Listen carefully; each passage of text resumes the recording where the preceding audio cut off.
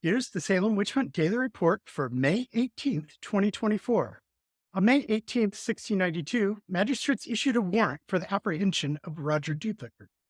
Magistrates examined Elizabeth Hart, Thomas Farrar Sr., Sarah Buckley, Mary Witheredge, Rebecca Jacobs, Roger Toothaker, and John Willard. George Burroughs' specter supposedly invaded Mary Warren's jail cell and blew his trumpet, calling the specters of other witches. They tried to get Warren to accompany them to their meeting at Samuel Parris's pasture, but she declined. Elizabeth Booth was deposed against Daniel Andrew and Mary Warren.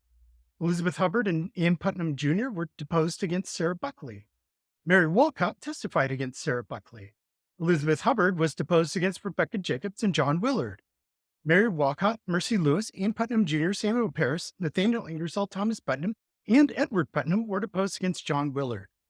Susanna Sheldon testified against John Willard and made a statement against Elizabeth Colson and John Willard. Abigail Williams, Benjamin Wilkins, Thomas Flint, and John Putnam Jr.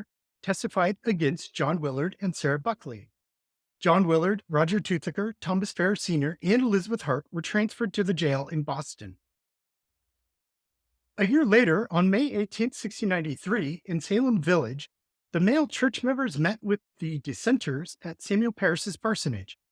The dissenters restated their desire for a council of ministers to resolve the dispute, but the Parris faction refused to deal with them at that time. Thank you for watching today's report. Have a great today and a beautiful tomorrow.